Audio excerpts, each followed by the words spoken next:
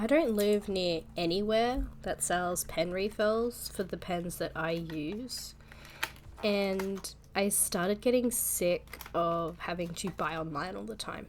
And yeah, I could buy like 80 refills if I really wanted to, but that also feels somehow wasteful. So I've decided to try fountain pens again.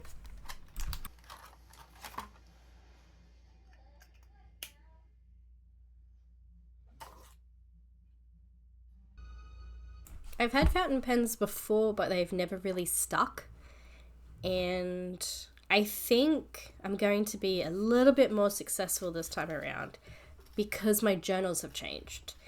It's been about 5 years since I had my first fountain pen, and back then I was pretty exclusively in mixed paper inserts, so not fountain pen friendly. The bleeding and the feathering, and how often the fountain pen nib would get just clogged with the fibers of the paper. So it just wasn't working. I was getting more and more frustrated at that, especially because so many people who love fountain pens are obsessed with fountain pens, and they'll say, "Oh my god, you'll love it. It's the best thing ever." No. No. And then with the planners or the books that weren't mixed paper, that were supposedly fountain pen friendly, they're not drying up real quick. So I was dealing with smudging and the ink transferring on the other page as soon as you close the book. So I was just not having a good time. I was just getting more and more frustrated at the whole process. However, now my journaling system's a little bit different. I have a Traveler's Company vertical weekly for my daily log. I plan in either a take a note planner or a Traveler's Company weekly. And I have a Hobonichi Weeks, which has been the biggest test of my patience since last year when I got it. And it's actually been great because it's definitely taught me to be a little bit more patient, and I've had to adjust my expectations, I suppose, because of how not quickly things dry in that thing or how easily it smudges. So, yeah, so the fact that I've got a blotting paper now in between pages in my Hobonichi Weeks, totally fine. I know that, hey, maybe don't close the book immediately if you don't want to, or try to write down the page instead of all over the page if you don't want to risk smudging. And so because of that, I've been a little bit more confident in the ability to use these pens.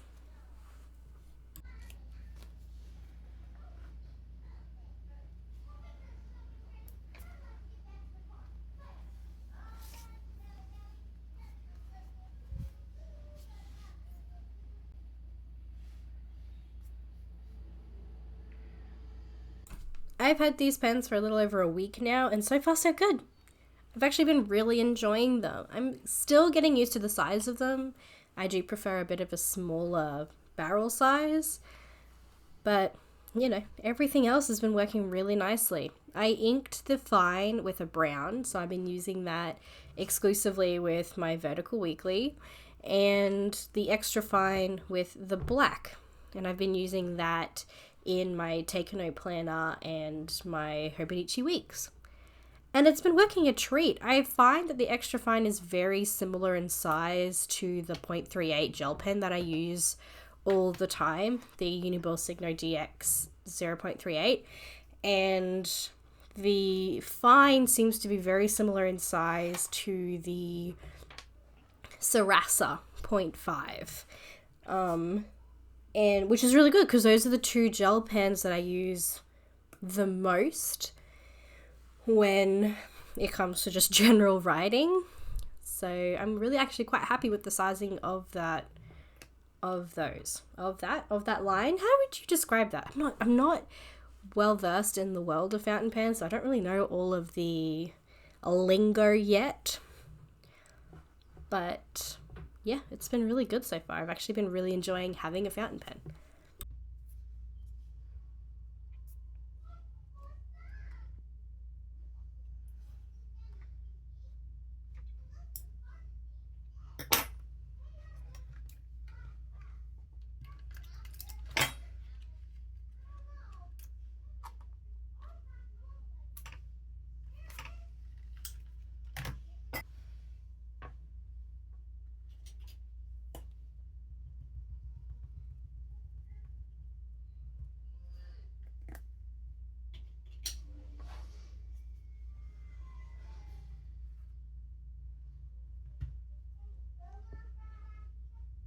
I don't see myself becoming a fountain pen person though.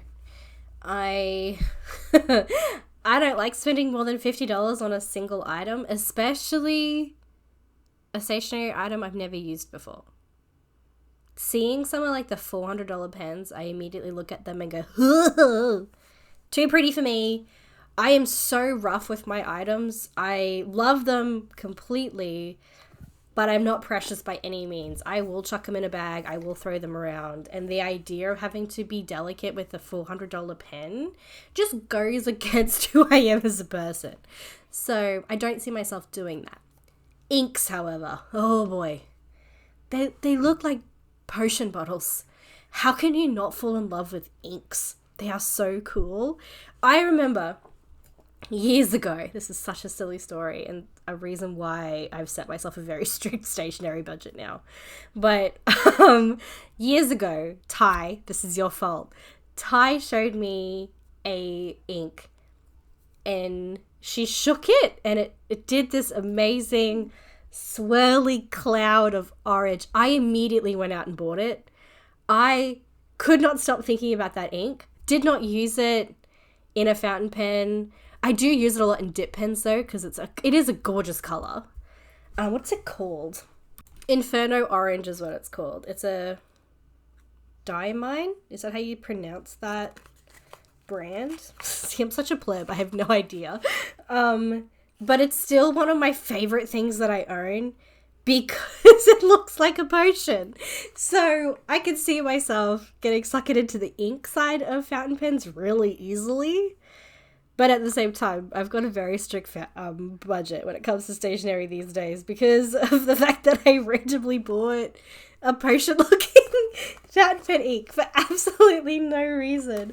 So Ty, that's your fault. But no. So I